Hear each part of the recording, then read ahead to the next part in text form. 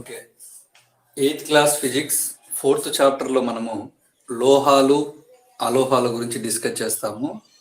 మరి ఈ పాఠంలో లోహాల యొక్క పరిచయము, మరి అలాగే లోహాల యొక్క భౌతిక ధర్మాలు, అలాగే మానవ శరీర సంఘటనము, లోహాల యొక్క రసాయన ధర్మాలు ఏమున్నాయి, లోహాలు ఎలా తుప్పుపడతాయి, అలాగే లోహము అలోహము ఆక్సిజన్తో చర్య జరిపితే ఏమవుతుంది, లోహము అలోహము నీటితో ఎలా చర్య జరుపుతాయి, అలాగే లోహాలు అలోహాలు ఆమ్లాలతో చర్య జరిగితే ఏమవుతుంది, లోహాల చర్యాశీలత అంటే ఏంటి, అలోహాల యొక్క ఉపయోగాలు ఏంటి, లోహాల యొక్క ఉపయోగాలు ఏంటి అనేటువంటిది మనం డిస్కస్ చేస్తాము.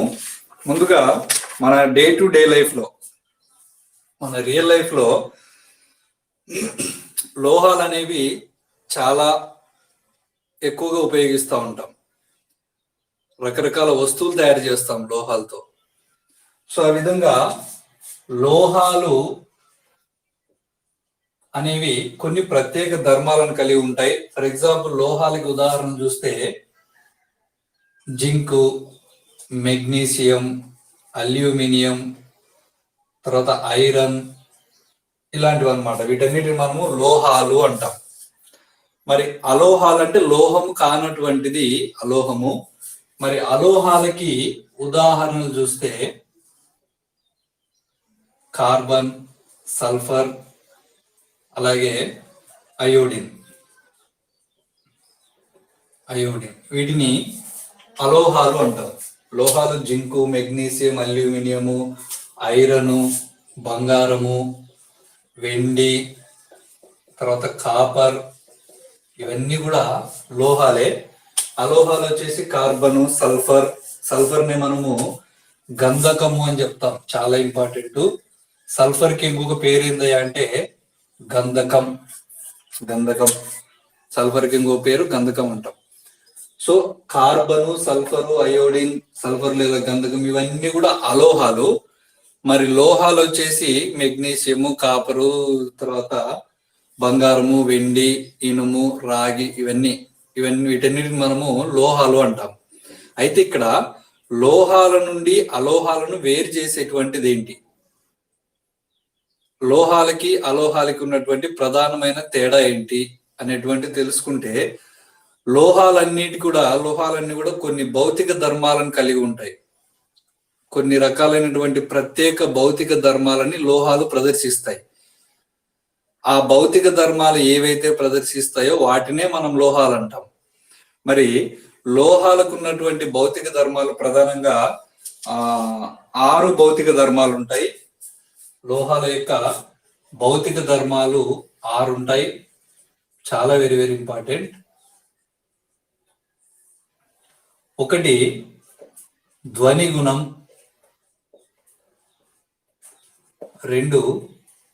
ఒకటి ద్యుతి గుణం. ఆర్డర్లో వద్దాము. ద్యుతి గుణం, 2 ధ్వని గుణం, 3 స్థరణీయత, 4 తాంతవత, 5 విద్యుద్వాహకత, 6 ఉష్ణవాహకత. ఈ 6 రకాలైనటువంటి ధర్మాలను ప్రదర్శిస్తే దాన్ని మనం లోహము అంటాం. ఒకటి ద్యుతి గుణం, ధ్వని గుణం, స్థరణీయత, తాంతవత, విద్యుద్వాహకత, అలాగే ఉష్ణవాహకత. ద్యుతి గుణం అంటే మనం ఇంగ్లీష్ లో లస్ట్రస్ అంటాం, లస్ట్రస్. ధ్వని గుణం అంటే సొనారిటీ అంటాం. మరి స్థరణీయత అంటే మలేబిలిటీ. మరి తాంతవతని ఇంగ్లీష్ లో ఏమంటాం అంటే డక్టిలిటీ అంటాం. విద్యుద్వాహకత అంటే ఎలక్ట్రిక్ కండక్టివిటీ. ఉష్ణవాహకత అంటే హీట్ కండక్టివిటీ. సో లోహాలకు ఉండేటువంటి భౌతిక ధర్మాలు ప్రధానంగా 6: ధ్వని గుణము, ద్యుతి గుణము, స్థరణీయత, తాంతవత, విద్యుద్వాహకత, ఉష్ణవాహకత. సో ఒక్కో దాని గురించి మనం డిస్కస్ చేస్తే, ఏవైతే ఏవైతే నునుపైనటువంటి తలాన్ని కలిగి ఉండి ప్రకాశవంతమైనటువంటి తలాన్ని కలిగి ఉండి సూర్యకిరణాలను లేదంటే వెలుగును వాటి మీద పడినటువంటి కాంతిని పరావర్తనం చేస్తాయో వాటికి ద్యుతి గుణం ఉన్నట్లు, అవి మెరుస్తూ ఉంటాయి. సో ఆ విధంగా నునుపైన తలం కలిగి ఉండి కాంతిని పరావర్తనం చేసేలాగా మెరుపును కలిగి ఉన్నటువంటి పదార్థాలకి ద్యుతి గుణం ఉంది అంటాం. సో ఇలాంటి ద్యుతి గుణం ఏవైతే ప్రదర్శిస్తాయో వాటిని లోహాలు అంటాము. మరి ధ్వని గుణం అంటే శబ్దాన్ని ఉత్పత్తి చేసేటువంటి గుణం ఉండడం. ఏదైనా సరే దాన్ని కింద పడేసినప్పుడు ఒకవేళ అది శబ్దం ఉత్పత్తి చేసింది అనుకోండి, అప్పుడు దానికి ధ్వని గుణం ఉన్నట్లు. అలా ధ్వని గుణం ఉన్నటువంటి దాన్నే లోహము అంటాం.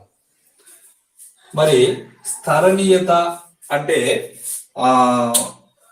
ఒక సుత్తితో గాని లేదంటే బలంగా దేనితోనైనా కొట్టినప్పుడు అది పలుచటి చదునైనటువంటి రేకులుగా చేయడానికి వీలైంది అనుకోండి, పలుచటి చదునైన రేకులుగా చేయడానికి వీలైతే అది స్థరణీయతను ప్రదర్శిస్తుంది అంటాం. లోహాలన్నీ కూడా స్థరణీయతను ప్రదర్శిస్తాయి, ఎందుకంటే లోహాలన్నింటిని మనం చదునైన రేకులుగా చేయొచ్చు. ఆ విధంగా అన్నమాట. మరి తాంతవత అంటే సన్నని పొడవైన తీగలుగా మార్చగలిగినటువంటి పదార్థాలు తాంతవతను కలిగి ఉన్నాయని చెప్తాం. సన్నటి పొడవైనటువంటి తీగలుగా మార్చడానికి వీలయ్యేటువంటి పదార్థాలు. సో ఏవైతే సన్నటి పొడవైన తీగలుగా మార్చడానికి వీలవుతుందో అలాంటి పదార్థాలు తాంతవతను ప్రదర్శిస్తున్నాయి అని చెప్తాం. లోహాలన్నీ కూడా తాంతవతను ప్రదర్శిస్తాయి. అందుకోసమని మనము కాపర్ వైర్స్ ని ఎలక్ట్రిక్ వైర్స్ ని ఉపయోగిస్తాం. ఎందుకంటే కాపర్ ను సన్నగా తీగల్లాగా మార్చడానికి వీలవుతుంది. అలాగే నీటిని సన్నగా మార్చడానికి వీలవుతుందా తీగల మాదిరిగా? కాదు, కాబట్టి నీరు అలోహం. మరి అలాగే ఏవైతే తమ గుండా విద్యుత్ ప్రసారం చేస్తాయో, విద్యుత్ని ప్రసరింపజేస్తాయో అవి విద్యుత్ వాహకతను కలిగి ఉన్నాయని చెప్తాం. లోహాలన్నీ కూడా విద్యుత్ వాహకతను ప్రదర్శిస్తాయి. అలాగే ఏవైతే ఉష్ణ ప్రసారాన్ని అనుమతిస్తాయో, వాటి ద్వారా ఉష్ణ ప్రసారం చేయనిస్తాయో అలాంటివి ఉష్ణ ప్రసారాన్ని కలగజేస్తే ఉష్ణాన్ని ప్రసరింపజేయడానికి వీలుగా ఉంటే అలాంటి మెటీరియల్ ఏదైతే ఉంటుందో అది ఉష్ణవాహకతను ప్రదర్శిస్తుంది అంటాం. సో లోహాలన్నీ కూడా ప్రధానంగా ఈ 6 ధర్మాలని ఖచ్చితంగా పాటిస్తాయి. ఆ విధంగా పాటిస్తేనే అది లోహము అన్నట్లు. ఒకవేళ ఈ 6 ధర్మాలు పాటించకపోతే అది అలోహం అవుతుంది. కానీ ఒక్కటి మాత్రం ఒక స్పెషల్ గా ఒక లోహం ఉంది, అదేంటంటే పాదరసం.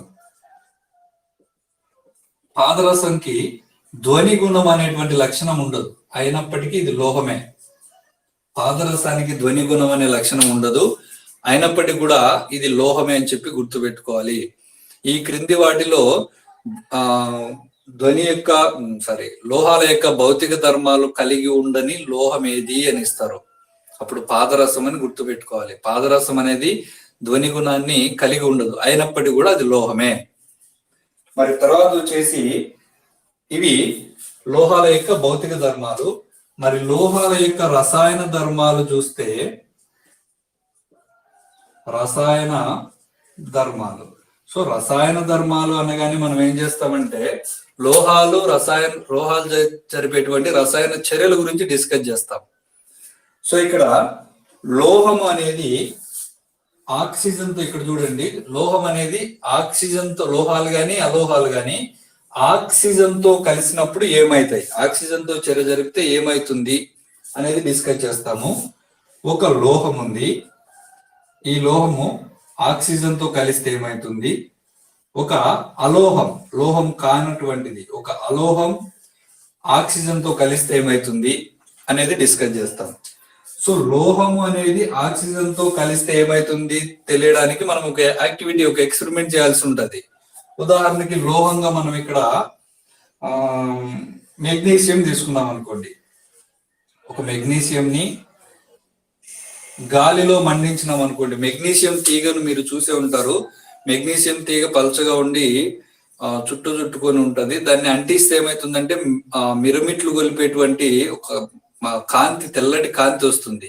మనం దీపావళి టపాకాయలు కదంటే ఆ స్విచ్ బోర్డులు కాల్చినప్పుడు ఆ తెల్లగా వస్తది కదా వెలుగు, అలా వస్తది మెగ్నీషియం కాల్చినప్పుడు. ఆ మెగ్నీషియం తీగ కాలిన తర్వాత తెల్లగా మండుకుంటూ పోయిన తర్వాత ఆ మెగ్నీషియం తీగ అంతా కూడా తెల్లటి బూడిద మాదిరిగా మిగులుతుంది. సో మెగ్నీషియం తీగని మండిస్తే మనం అది గాలితో ఆక్సిజన్ తో చర్య జరిపింది అని చెప్తాం. ఎందుకంటే మండడానికి ఆక్సిజన్ అవసరం కదా. కాబట్టి మెగ్నీషియం ని ఆక్సిజన్ తో కలిపినప్పుడు, అంటే మెగ్నీషియం తీగని గాలిలో మండించినప్పుడు ఏర్పడేటువంటి తెల్లటి బూడిదను మనము మెగ్నీషియం ఆక్సైడ్ అంటాం. ఆక్సైడ్ O2 అనేటువంటి రాడికల్ ఉంటే చివర దాన్ని ఆక్సైడ్ అంటాం అన్నమాట. సో మెగ్నీషియం కి formula Mg, oxide, magnesium oxide ఏర్పడుతుంది. మరి అలాగే అలోహానికి మనం ఒక అలోహాన్ని, సోడియంని తీసుకున్నాం అనుకోండి. సోడియంని ఆక్సిజన్ తో మండించినప్పుడు, అంటే సోడియంని మండించినప్పుడు సోడియం ఆక్సైడ్ ఏర్పడుతుంది. సోడియం ఆక్సైడ్ అనేటువంటిది సోడియం కాదు, సల్ఫర్ తీసుకున్నాం. ఇక్కడ సల్ఫర్ ని గాలిలో మండించినప్పుడు ఏమేర్పడుతుంది అంటే సల్ఫర్ డయాక్సైడ్ ఏర్పడుతుంది. Sulphur dioxide. మరి ఇక్కడ చూస్తే మెగ్నీషియం ఆక్సిజన్ కలిసి మెగ్నీషియం ఆక్సైడ్ ఏర్పడింది. సల్ఫరు ఆక్సిజన్ కలిసి సల్ఫర్ డయాక్సైడ్ ఏర్పడింది. ఈ మెగ్నీషియం ఆక్సైడ్ ఆమ్లమా, క్షారమా అనేది చాలా ఇంపార్టెంట్ మనకి. ఎగ్జామ్ పాయింట్ ఆఫ్ వ్యూలో చాలా సార్లు అడిగిన బిట్ కూడా అది. మెగ్నీషియం ఆక్సైడ్ అనేటువంటిది ఎరుపు లిట్మస్ ని నీలి రంగుగా మారుస్తుంది. ఎరుపు లిట్మస్ ని నీలి రంగుగా మారుస్తుంది. సో ఎరుపు లిట్మస్ నీలి రంగుగా మారిందంటే అది ఖచ్చితంగా క్షారము అని అర్థం. బాగా గుర్తుపెట్టుకోవాలి సార్, అది కన్ఫ్యూజ్ కాకూడదు. ఎరుపు లిట్మస్ నీలి రంగుగా మారింది అనుకోండి, అప్పుడు అది ఆమ్లము అని అర్థం. ఎరుపు లిట్మస్ నీలి రంగుగా మారితే ఆమ్లము. అదే నీలి లిట్మస్ ఎరుపు రంగులోకి మారింది అనుకోండి, అది క్షారము అని అర్థం. నీలి లిట్మస్ ఎరుపు రంగులోకి మారింది అనుకోండి, అది ఇదే ఇట్లా ఉంటుంది అనమాట. ఎరుపు లిట్మస్ నీలి రంగులోకి మారితే అది క్షారం. అదే నీలి లిట్మస్ ఎరుపు రంగులోకి మారితే అది ఆమ్లం. మరి ఎరుపు లిట్మస్ నీలి రంగులోకి మారింది కాబట్టి మెగ్నీషియం హైడ్రాక్సైడ్ అనేటువంటిది ఏమైతుంది అంటే అది ఒక క్షార ఆక్సైడ్ అవుతుంది. క్షార ఆక్సైడ్. ఎరుపు లిట్మస్ నీలి రంగులోకి మారింది కాబట్టి అది క్షార ఆక్సైడ్ అవుతుంది. అంటే ఏం లేదు సార్, మెగ్నీషియం ఇవన్నీ కాలుస్తాం. కాల్చిన తర్వాత తెల్లటి బూడిద వస్తుంది కదా, ఆ బూడిదని ఏం చేస్తామంటే నీళ్ళలో కలిపేస్తాం. నీళ్ళలో కలిపేసి ఆ నీళ్ళలో మనము ఎరుపు లిట్మస్ పేపర్ని అద్దుతాం. ఎరుపు లిట్మస్ పేపర్ని అద్దగానే అది నీలి రంగులోకి మారుతుంది. సో అక్కడ ఏర్పడింది ఏదయ్యా, నీళ్ళలో ఉన్నది ఏందయ్యా అంటే క్షార ఆక్సైడ్. అది మెగ్నీషియం ఆక్సైడ్ అంటాం దాన్ని. మరి సల్ఫర్ డయాక్సైడ్ ఆక్సిజన్ తో చర్య జరిపినప్పుడు సల్ఫర్ ని ఆక్సిజన్ తో చర్య జరిపినప్పుడు సల్ఫర్ డయాక్సైడ్ ఏర్పడుతుంది. మరి దీన్ని టెస్ట్ చేస్తే ఇది నీలి లిట్మస్ ని ఎరుపు రంగులోకి మారుస్తుంది. కాబట్టి దీన్ని ఆమ్ల ఆక్సైడ్ అంటాం. ఆమ్ల ఆక్సైడ్. సో మెగ్నీషియం ఆక్సైడ్ అనేది క్షార ఆక్సైడ్ అయితే సల్ఫర్ డయాక్సైడ్ అనేది ఆమ్ల ఆక్సైడ్ అవుతుంది అని చెప్పి గుర్తుపెట్టుకోవాలి. మరి దీన్ని బట్టి మనం ఏం చేస్తామంటే లోహాలు గాని అలోహాలు గాని ఆక్సిజన్ తో చర్య జరిపినప్పుడు ఏమైతుందో తెలుసుకుంటాం. ఏమని కంక్లూడ్ చేస్తామంటే లోహం ఆక్సిజన్ తో చర్య జరిపినప్పుడు క్షార ఆక్సైడ్లను ఏర్పరుస్తాయి. లోహాలన్నీ కూడా, ఇక్కడ మెగ్నీషియం తీసుకున్నాము, మెగ్నీషియం బదులుగా అల్యూమినియం గాని, ఐరన్ గాని, జింక్ గాని, బంగారం గాని ఏది తీసుకున్నా గానీ ఆక్సిజన్ తో చర్య జరిపినప్పుడు ఖచ్చితంగా ఏర్పడేది ఏదయ్యా అంటే క్షార ఆక్సైడ్ ఏర్పడుతుంది. ఇదే అలోహం అయితే ఆక్సిజన్ తో చర్య జరిపినప్పుడు ఆమ్ల ఆక్సైడ్ ఏర్పడుతుంది అని చెప్పి ఈ ప్రయోగం ద్వారా మనం కంక్లూడ్ చేస్తాం. లోహాలు ఆక్సిజన్ తో చర్య జరిపితే క్షార ఆక్సైడ్లు ఏర్పడతాయి, అదే అలోహాలు ఆక్సిజన్ తో చర్య జరిపితే ఆమ్ల ఆక్సైడ్లు ఏర్పడతాయి అని చెప్పి గుర్తుపెట్టుకోవాలి. మరి తర్వాత లోహము అలోహము నీటితో చర్య జరిపితే ఏమవుతుంది? లోహం ప్లస్ నీరు, మరి అలాగే అలోహము ప్లస్ నీరు. లోహం అనేది నీటితో చర్య జరిపితే ఏమైతుంది, అలోహం అనేది నీటితో చర్య జరిపితే ఏమైతుంది అనేటువంటిది డిస్కస్ చేస్తాము. దానికంటే ముందు మానవ శరీరం యొక్క సంఘటన ఒకసారి చూస్తే, మానవ శరీరంలో ఎక్కువ భాగము ఏ మూలకాలు ఉంటాయి అనేది చాలా ఇంపార్టెంట్. అధిక శాతం మానవ శరీరంలో మొత్తం అధిక శాతము ఆక్సిజనే ఉంటుంది. మానవ శరీరంలో అధిక శాతంలో ఉన్నటువంటి మూలకం ఏదయ్యా అంటే ఆక్సిజన్. చాలా వెరీ వెరీ ఇంపార్టెంట్. మానవ శరీరంలో అధిక శాతం ఉన్నటువంటి మూలకం ఏదయ్యా అంటే ఆక్సిజన్. మరి రెండవ స్థానంలో ఉన్నటువంటి మూలకం ఏదయ్యా అంటే కార్బన్. ఉదాహరణకి మొత్తం ఆక్సిజన్ వచ్చేసి మానవ శరీరంలో 65% ఉంటుంది. ఆక్సిజన్ మానవ శరీరంలో 65% ఉంటుంది. అదే కార్బన్ అయితే 18% ఉంటుంది. కార్బన్ 18% ఉంటుంది. హైడ్రోజన్ 10% ఉంటుంది. హైడ్రోజన్ 10% ఉంటది. మరి నైట్రోజన్ అయితే 3% ఉంటది. నైట్రోజన్ 3% మానవ శరీరంలో ఉంటది. కాల్షియం వచ్చేసి 1.5% ఉంటది మానవ శరీరంలో. మరి అలాగే ఫాస్ఫరస్ వచ్చేసి మానవ శరీరంలో 1.0% ఉంటది. ఇది చాలా very very important. Oxygen 65%, carbon 18%, hydrogen 10%, nitrogen 3%, calcium 1.5%, phosphorus 1.0%. మరి అన్నిటికంటే ఎక్కువ మానవ శరీరంలో ఉన్నటువంటి మూలకం ఏదంటే ఆక్సిజన్ 65% ఉంది. దాని తర్వాత సెకండ్ ప్లేస్ లో 18% కార్బన్ ఉంది. లాస్ట్ అన్నిటికంటే తక్కువ ఉండేది ఏది? 1.0% ఫాస్ఫరస్ ఉంటుంది.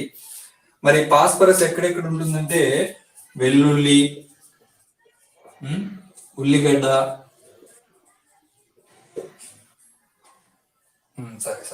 ఇప్పుడు సో ఇవన్నీ ఈ మూలకాలు ఉంటాయి అని చెప్పి గుర్తుపెట్టుకోవాలి. మరి తర్వాత వచ్చేసి ఈ లోహాలన్నీ కూడా తుప్పు పడతాయి. గాలి తేమతో చర్య జరిగినప్పుడు తుప్పు పడతాయి. సో ఆ విధంగా తుప్పు పట్టకుండా ఏం చేస్తామంటే, లోహాలు తుప్పు పట్టకుండా వాటికి పెయింట్ వేస్తాం. లోహాలు తుప్పు పట్టకుండా వాటికి పెయింట్ వేస్తాం. అయితే ఏ లోహము తుప్పు పట్టినప్పుడు ఏ రంగులోకి మారుతుంది అనే దాని మీద బిట్స్ పడే అవకాశం ఉంటుంది. ఫర్ ఎగ్జాంపుల్, ఐరన్ తుప్పు పట్టింది అనుకోండి, ఇనుము తుప్పు పట్టింది అనుకోండి, చిలుము పట్టింది అనుకోండి. ఆ విధంగా ఇనుము తుప్పు పడితే అది గోధుమ రంగులోకి మారుతుంది. ఇనుము తుప్పు పడితే గోధుమ రంగులోకి మారుతుంది. మరి అలాగే ఐరన్ రాగి తుప్పు పడితే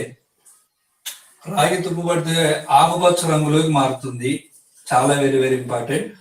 మరి బంగారం, వెండి వంటివి తుప్పు పడితే నలుపు రంగులోకి మారుతాయి. బంగారం, వెండి తుప్పు పడితే నలుపు రంగులోకి మారుతాయి. సో ఇనుము తుప్పు పడితేనేమో గోధుమ రంగులోకి వస్తుంది. రాగి వస్తువులు తుప్పు పడితేనేమో ఆకుపచ్చ రంగులోకి వస్తాయి. బంగారం, వెండి లాంటివి తుప్పు పడితే నలుపు రంగులోకి వస్తాయని చెప్పి గుర్తుపెట్టుకోవాలి. మరి లోహాలన్నీ తుప్పు పట్టడానికి కారణం రెండే. ఒకటి గాలి, రెండు గాలిలో ఉండేటువంటి తేమ. ఈ రెండింటి వల్లనే లోహాలన్నీ తుప్పు పడతాయి అని చెప్పి గుర్తుపెట్టుకోవాలి. మనం వెండి వస్తువులు మామూలు పట్టీలు ఉంటాయి కదా, అమ్మాయిలు వేసుకునే పట్టీలు, అవి తుప్పు పడితే ఏమైతుందంటే నలుపు రంగులోకి వస్తాయి. వెండి వస్తువులు కాబట్టి దాని మీద చింతపండు ఏదో వేసి రుద్దుతారు, సబ్బు వేసి, అది వేరే విషయము. సో ఆ విధంగా ఇది గుర్తుపెట్టుకోవాలి సార్. ఇనుము తుప్పు పడితే గోధుమ రంగులోకి, రాగి తుప్పు పడితే ఆకుపచ్చ రంగులోకి, బంగారం వెండి తుప్పు పడితేనేమో నలుపు రంగులోకి వస్తాయి అని చెప్పి గుర్తుపెట్టుకోవాలి. మరి తర్వాత వచ్చేసి బంగారం వెండిలు తుప్పు పట్టవు. ఎందుకంటే ఆ ఆ బంగారం వెండి పరమాణువులలో ఉన్నటువంటి వేలెన్సీ స్థాయిలో అష్టక విన్యాసాన్ని ప్రదర్శిస్తాయి. అవి వేలెన్సీ స్థాయిలో 8 ఎలక్ట్రాన్లను కలిగి ఉండడం వల్ల అష్టక విన్యాసాన్ని ప్రదర్శిస్తాయి కాబట్టి అవి తుప్పు పట్టవు. సరే, అది వేరే విషయము, పార్ట్ ఆఫ్ సిలబస్ కాదు అది. సో నెక్స్ట్ చూస్తే లోహాలు నీటితో చర్య జరిపినప్పుడు ఏమైతుంది, అలోహాలు నీటితో చర్య జరిపినప్పుడు ఏమైతుంది అనేది డిస్కస్ చేస్తే, ఒక లోహం ఉంది, నీటితో చర్య జరిపితే ఏమైతుంది, అలాగే అలోహము నీటితో చర్య జరిపితే ఏమైతుంది అనేటువంటి డిస్కస్ చేశారు. ఉదాహరణకి లోహము నీటితో చర్య జరిపితే ఏమైతుంది అనేటువంటి చూస్తే, ఉదాహరణకి దీనికి సోడియం అనేది ఒక లోహము ప్లస్ నీరు.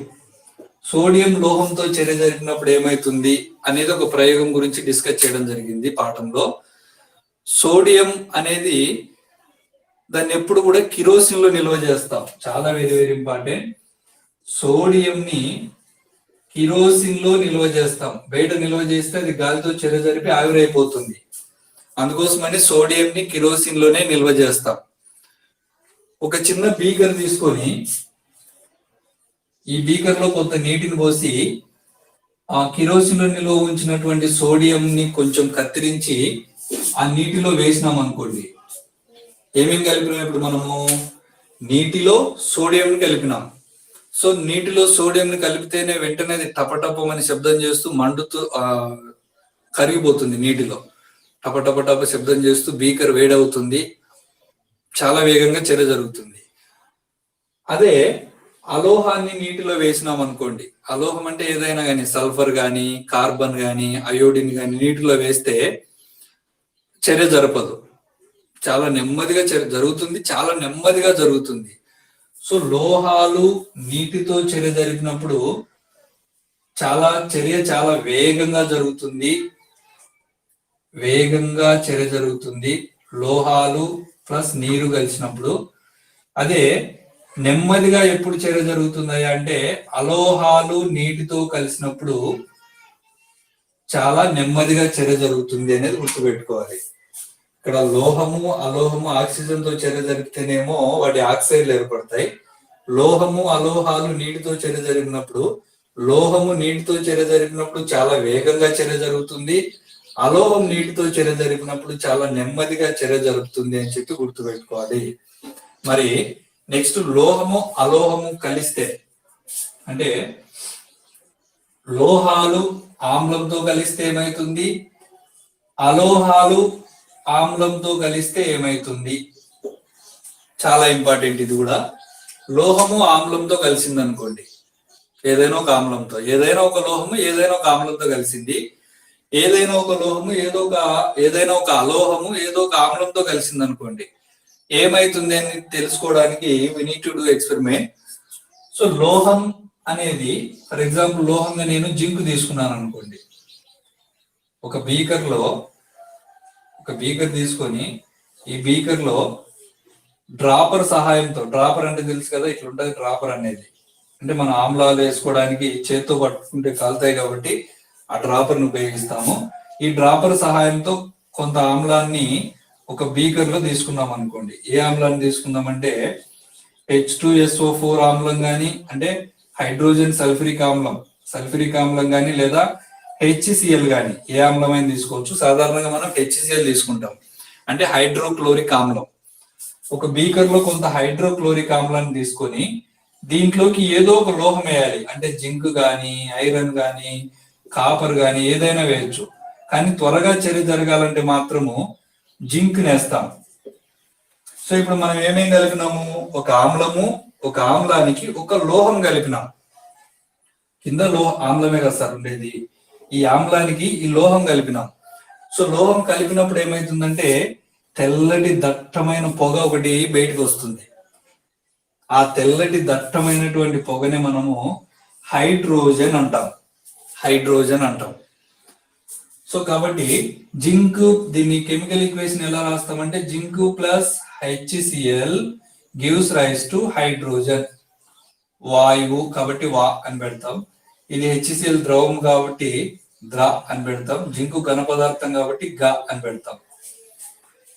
So zinc plus HCl gives rise to hydrogen. మరి అక్కడ రిలీజ్ అయింది హైడ్రోజన్ వాయువేనా? తెల్లటి పొగ వస్తే అది హైడ్రోజన్ ఏనా అంటే కాదు. మరి హైడ్రోజన్ వాయువుని ఎలా గుర్తిస్తామంటే ఇలా వచ్చేటప్పుడు ఒక వెలుగుతున్నటువంటి ఒక అగ్గిపుల్లను పెడతాం ఆ వాయువు దగ్గర. పెడితే వెంటనే ఆ వాయువు తగలగానే టప్ అనే శబ్దం చేస్తూ ఆరిపోతుంది అగ్గిపుల్ల. టప్ అనే శబ్దం చేస్తూ ఆరిపోతుంది. టప్ అనే శబ్దం చేస్తూ ఆరిపోయింది అనుకోండి అగ్గిపుల్ల, అక్కడ రిలీజ్ అయిన వాయువు హైడ్రోజన్ అని గుర్తుపెట్టుకోవాలి. అదే కార్బన్ డైఆక్సైడ్ కూడా ఆ మంటల్ని ఆపేస్తుంది, కానీ టప్ అనే శబ్దం రాదు. శబ్దం లేకుండా ఊరికి ఆర్పేస్తుంది. కానీ హైడ్రోజన్ వాయువు దగ్గర మనం అగ్గిపుల్లను, వెలుగుతున్న అగ్గిపుల్లను పెడితే టప్ అనే శబ్దం చేస్తూ మంట ఆరిపోతుంది. సో టప్ అనే శబ్దం చేస్తూ మంటను ఆరిపేసేది ఏదైనా అంటే హైడ్రోజన్. మరి ఇక్కడ మనం తెలుసుకున్నది ఏంటంటే, దీన్ని బట్టి మనం ఏం తెలుసుకోవచ్చు అంటే లోహాలన్నీ కూడా ఆమ్లాలతో చెరజరిపి హైడ్రోజన్ ఇస్తాయి. లోహాలన్నీ కూడా ఆమ్లాలతో చెరజరిపి ఏమిస్తాయి అంటే హైడ్రోజన్ ని తయారు చేస్తాయి, హైడ్రోజన్ ఇస్తాయి అని చెప్పి గుర్తుపెట్టుకోవాలి. మరి అలోహాలు మరి ఆమ్లాలతో చర్య జరిపితే సాధారణంగా అలోహాలు ఆమ్లాలు కలిపినప్పుడు ఎలాంటి చర్య జరగదు. కాబట్టి అలోహాలు ఆమ్లాలతో చర్య జరపవు అని చెప్పి గుర్తుపెట్టుకోవాలి. లోహాలు ఆమ్లాలతో చర్య జరిపినప్పుడు హైడ్రోజన్ వస్తే అలోహాలు ఆమ్లాలతో మాత్రం చర్య జరపవు అని చెప్పి గుర్తుపెట్టుకోవాలి.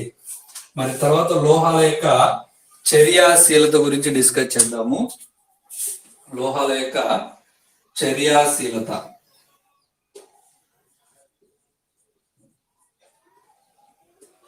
చర్యాశీలత అంటే బలమైనోడు బలం లేనోని ఓడిస్తాడు, బలవంతుడు బలం లేనోని ఓడిస్తాడు. అలాగే బలమైనటువంటి లోహాలన్నీ కూడా తక్కువ బలం ఉన్నటువంటి లోహాలని స్థానభ్రంశం చెందిస్తాయి. అది ఎలాగో చూద్దాము. లోహాల యొక్క చర్యాశీలత గురించి అర్థం చేసుకోవడానికి మనకి టెక్స్ట్ బుక్ లో ఒక యాక్టివిటీ ఇవ్వడం జరిగింది. దానిలో భాగంగా యాక్టివిటీని డిస్కస్ చేస్తే ఒక 5 బీకర్లు తీసుకోవాలి. 5 బీకర్లు.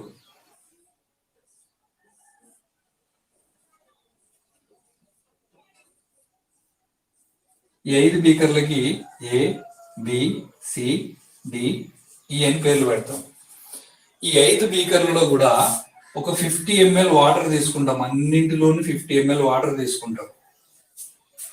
50 ml వాటర్ తీసుకొని ఆ 50 ml వాటర్ అన్ని బీకర్లలో మొదటి బీకర్లోనేమో కాపర్ సల్ఫేట్ వేస్తాం, CuSO4 కాపర్ సల్ఫేట్. రెండవ బీకర్లో కాపర్ సల్ఫేటే వేయాలి. మరి మూడో బీకర్లో జింక్ సల్ఫేట్ వేస్తాం, జింక్ సల్ఫేట్. నాలుగో బీకర్లో ఐరన్ సల్ఫేట్ వేస్తాం, ఐరన్ సల్ఫేట్. ఐదో బీకర్లో మళ్ళీ జింక్ సల్ఫేట్ వేస్తాం. బాగా గుర్తుపెట్టుకోవాలి సార్. ఇక్కడ మీరు గుర్తుపెట్టుకుంటే SO4 అనే రాడికల్ చివరి ఉందనుకోండి, అది సల్ఫేట్ అని అర్థం. ఇప్పుడు ఫస్ట్ బీకర్ లో కాపర్ సల్ఫేట్ CuSO4 అంటే కాపర్ సల్ఫేట్. రెండో బీకర్ లో CuSO4 కాపర్ సల్ఫేట్ వేసాము. మూడో బీకర్ లో జింక్ సల్ఫేట్ వేసాము. నాలుగో బీకర్ లో ఐరన్ సల్ఫేట్ వేసాము. ఐదో బీకర్ లో మళ్ళీ జింక్ సల్ఫేట్ వేసాము. ఇవన్నీ వేసాము. వేసిన తర్వాత ఏం చేస్తామంటే మొదటి బీకర్ కి జింకుని కలుపుతాం. మొదటి బీకర్ కి జింక్ ని కలుపుతాము, జింక్ అంటే Zn. రెండో బీకర్ కి ఐరన్ కలుపుతాం. రెండో బీకర్ కి ఐరన్ కలిపినాం అనుకోండి. మూడో బీకర్ కి కాపర్ కలుపుతాం. 3వ బీకర్ కి కాపర్, 4వ బీకర్ కూడా కాపరు, 5వ బీకర్ కి ఐరన్ కలుపుతాం. Sir confuse కాకూడదండి. 5 బీకర్లు తీసుకున్నాం. 5 బీకర్లో కొంత నీటిని తీసుకున్నాం 50 ml. 5 బీకర్లు కూడా మొదటి దానికి Cu కాపర్ సల్ఫేట్ ని, రెండో దానికి కాపర్ సల్ఫేట్ ని, మూడో దానికి జింక్ సల్ఫేట్ ని, 4వ దానికి ఐరన్ సల్ఫేట్ ని, 5వ దానికి జింక్ సల్ఫేట్ ని కలిపినాం. కలిపిన తర్వాత మళ్ళీ వాటికి ఏం చేస్తున్నాం అంటే కొన్ని లోహాలు కలుపుతున్నాం. మొదటి దానికేమో జింక్ లోహాన్ని, రెండవ దానికి ఫెర్రస్ అంటే ఐరన్ అంటే ఇనుము లోహాన్ని, మూడో దానికి కాపర్ లోహాన్ని, 4వ దానికి కాపర్ ని, 5వ దానికి ఐరన్ ని కలిపినాం, ఫెర్రస్ ని. కలిపిన తర్వాత కాసేపు అలాగే పెట్టి ఒక 1/2 అవర్ కానీ లేదంటే 1 అవర్ తర్వాత మనం పరిశీలిస్తే ఆ బీకర్ లో జరిగిన మార్పులు పరిశీలించాలి. మరి ఏ మార్పులు జరిగింటాయి అంటే బీకర్ ఏలో మామూలుగా కాపర్ సల్ఫేట్ మనకి నీలి రంగులో ఉంటుంది పౌడర్. ఇది కలిపినప్పుడు ఇది నీలి రంగులోనే కనిపిస్తుంది కాపర్ సల్ఫేట్ కలిపినప్పుడు. అప్పుడు మొదటగా ఉండేటువంటి నీలి రంగు పోయి, మొదటి బీకర్ లో జరిగిన మార్పు ఇది, నీలి రంగు పోయి కాపర్ అడుగు భాగానికి చేరుతుంది. కాపర్ అడుగు భాగానికి చేరింది. మొదటి బీకర్ లో నీలి రంగు, దీంట్లో మామూలుగా నీలి రంగు ఉంటుంది కాపర్ సల్ఫేట్ కలిపితే, ఆ నీలి రంగు పోయి కాపర్ అనేది అడుగు భాగానికి కాపర్ అనేది చేరిపోయి ఉంటుంది 1 గంట తర్వాత మొదటి బీకర్ లో. మరి రెండవ బీకర్ లో చూస్తే ఇనుప ముక్కల మీద ఎర్రటి అవక్షేపం ఏర్పడి ఉంటుంది. ఇనుప ముక్కల మీద ఎర్రటి అవక్షేపం. అవక్షేపం అంటే నురుగు లాంటిది ఎర్రగా. మనం ఐరన్ కలిపినాం కదా, ఈ కలిపినటువంటి ఐరన్ వాటి మీద ఎర్రటి అవక్షేపం అనేది ఏర్పడుతుంది. మరి ఈ మిగిలినటువంటి 3 దానిలో ఎలాంటి మార్పులు ఉండవు. రెండే చాలా ఇంపార్టెంట్. మిగిలినటువంటి 3 దాంట్లో ఎలాంటి మార్పులు ఉండవు. మరి దీన్ని బట్టి చూస్తే నీలి రంగు పోయి కాపర్ అడుగు భాగానికి చేరిందంటే చూడండి, ఈ కాపర్ అనేది అడుగు భాగానికి వచ్చింది. అంటే దేని నుంచి? కాపర్ సల్ఫేట్ లో ఉన్నటువంటి కాపరు అడుగు పక్కకు పోయింది. మరి కాపర్ సల్ఫేట్ లో ఉన్న కాపర్ ని పక్కకు పంపించింది ఎవరై అంటే మనం వేసిన జింకు. అర్థమవుతుందా సార్? కాపర్ సల్ఫేట్ లోంచి కాపర్ పక్కకు పోయింది. పక్కకు పోయిందంటే ఎట్లా? కిందికి వచ్చేసింది అడుగు భాగానికి. ఈ కాపర్ ని పక్కకు పంపించేసి ఈ కాపర్ ప్లేస్ లో ఎవరు వచ్చి చేరుతారంటే జింక్ వచ్చి చేరుతుంది. అంటే జింకు చాలా బలమైనది. అంటే అధిక చర్యాశీలత కలిగిన లోహము. అధిక చర్యాశీలత కలిగినటువంటి జింక్ అనే లోహము కాపర్ ని పక్కకు పంపించి కాపర్ ప్లేస్ లోకి జింక్ వస్తుంది. కాపర్ ప్లేస్ లోకి జింక్ వచ్చిందంటే అప్పుడు ఏమని అర్థము? జింకు సల్ఫేట్ ఏర్పడింది అని అర్థం. మరి అలాగే రెండో దాంట్లో చూస్తే ఇనుప ముక్కల మీద ఎర్రటి అవక్షేపం ఏర్పడింది. ఎర్రటి అవక్షేపం ఏర్పడిందంటే దాని అర్థం ఏంటంటే ఐరన్ ఏం చేస్తుంది? కాపర్ ని పక్కకు తొలగించి ఆ కాపర్ ప్లేస్ లోకి ఐరన్ వచ్చి ఐరన్ సల్ఫేట్ ఏర్పడుతుంది అన్నమాట. కాబట్టి ఇక్కడ అధిక చర్యాశీలత మీకు ఇంకా క్లియర్ గా అర్థం కావాలంటే కాపర్ సల్ఫేట్ ఉంది సార్. నెక్స్ట్ ఇక్కడ కాపర్ సల్ఫేట్ ఉంది. మొదటి దాని కాపర్ సల్ఫేట్ కి మనం జింక్ యాడ్ చేసినాం. రెండవ దాని కాపర్ సల్ఫేట్ కి మనం ఐరన్ యాడ్ చేసినాం. అప్పుడు ఈ జింక్ ఏం చేస్తుందంటే కాపర్ ని పక్కకి పంపించేసి దాని ప్లేస్ లోకి జింక్ వచ్చి చేరుతుంది. ఇక్కడ ఏం జరిగింది? కాపర్ ని పక్కకు పంపించేసి దాని ప్లేస్ లోకి ఐరన్ వచ్చి చేరింది.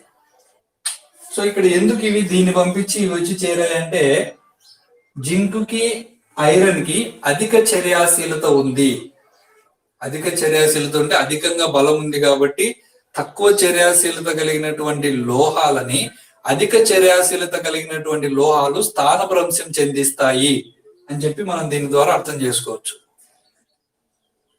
మరి తర్వాత అలోహాల యొక్క ఉపయోగాలు. అలోహాలు అనగానే మనకి ఏమేమి ఉంటాయి? గంధకం, అయోడిన్,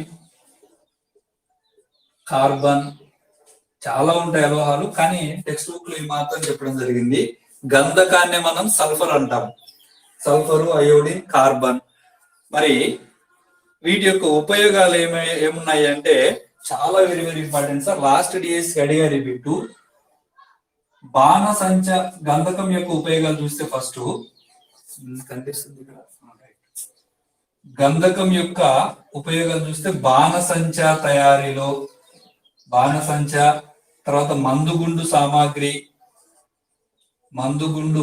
సామాగ్రి తయారు చేయడానికి, బాణసంచ తయారీలో, మరి అలాగే గన్ పౌడర్, అలాగే అగ్గిపెట్టెల తయారీలో సల్ఫర్ ని ఉపయోగిస్తాం. చాలా వెరీ వెరీ ఇంపార్టెంట్. బాణసంచాలో ఉపయోగించేటువంటి అలోహం ఏది అని చెప్పి ఇచ్చారు లాస్ట్ సారి. బాణసంచ తయారీలో, మందుగుండు సామాగ్రిలో, గన్ పౌడర్ కి, అలాగే అగ్గిపెట్టెల తయారీలో ఉపయోగించే అలోహం ఏదయ్యా అంటే గంధకం లేదా సల్ఫర్ అని చెప్పి గుర్తుపెట్టుకోవాలి. మరి కార్బన్ విషయానికి వస్తే కార్బన్ ని విరంజనకారిగా ఉపయోగిస్తారు. విరంజనకారి అంటే రంగుల్ని తొలగించడానికి కార్బన్ ఉపయోగిస్తారు. రంగుల్ని అద్దడానికి కానీ రంగుల్ని తొలగించడానికి కానీ కార్బన్ అనే అలోహాన్ని ఉపయోగిస్తారు అని చెప్పి గుర్తుపెట్టుకోవాలి. మరి నెక్స్ట్ వచ్చేసి ఇనుప అయోడిన్ ఎందుకు ఉపయోగిస్తారంటే అయోడిన్ కి ఆల్కహాల్ కలిపినాం అనుకోండి, అయోడిన్ ప్లస్ ఆల్కహాల్ కలిపితే ఏమైతుందంటే అయోడిన్ ప్లస్ ఆల్కహాల్ కలిపితే అది టింక్చర్ అయోడిన్ అవుతుంది. టింక్చర్ అయోడిన్ చాలా very very important. Tincture iodine లో ఏమేమి ఉంటాయి అంటే అయోడిన్ ఉంటది, అయోడిన్ తో పాటు ఆల్కహాల్ ఉంటది.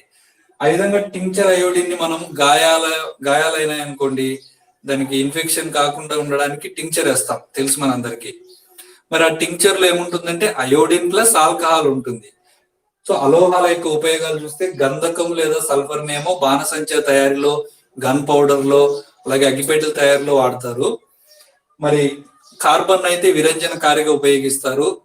మరి అలాగే అయోడిన్ లేదా ఆల్కహాల్ అయితే మనం టింక్చర్ అయోడిన్ గా ఉపయోగిస్తాం. తర్వాత నెక్స్ట్ వచ్చేసి లోహాల యొక్క ఉపయోగాలు డిస్కస్ చేస్తే, లోహాల యొక్క ఉపయోగాలు వచ్చేసి చాలా ఉంటాయి.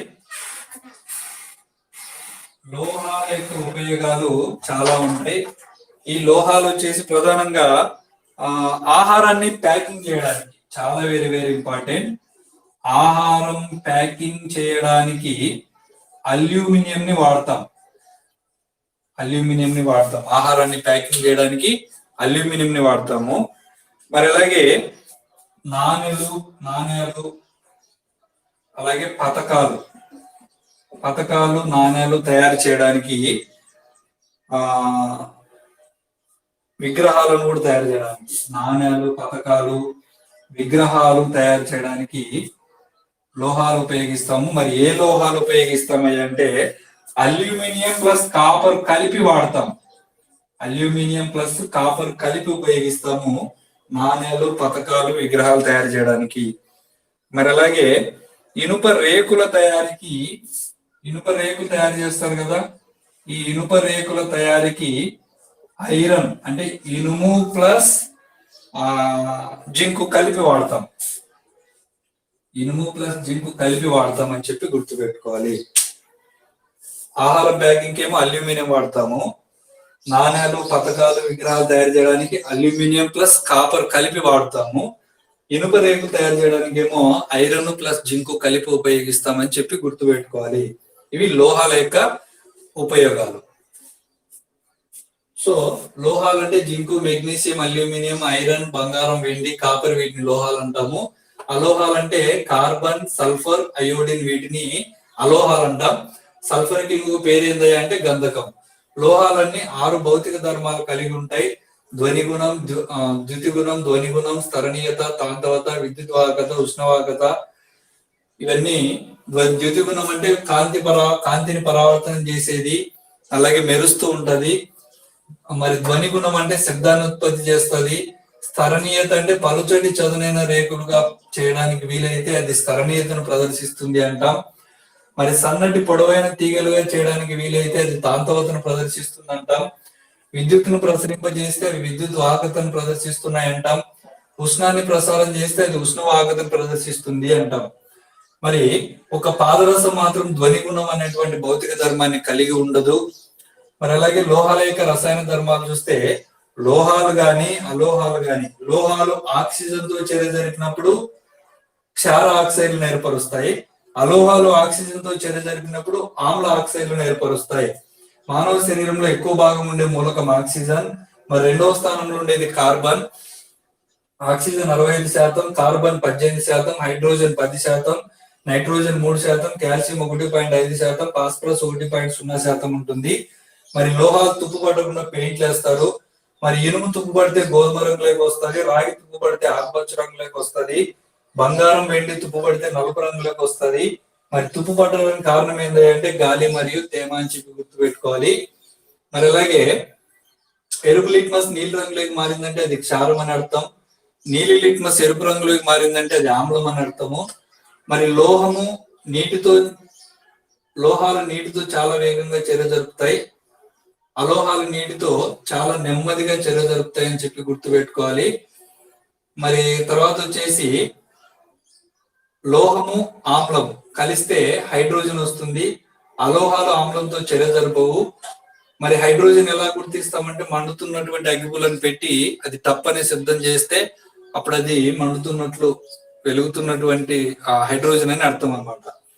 మరి లోహాల చర్యాశీలతను ప్రదర్శిస్తే జింకు మరియు ఐరన్ కి అత్యధికంగా చర్యాశీలత కలిగి ఉన్నటువంటి లోహాలు అని చెప్పి గుర్తుపెట్టుకోవాలి.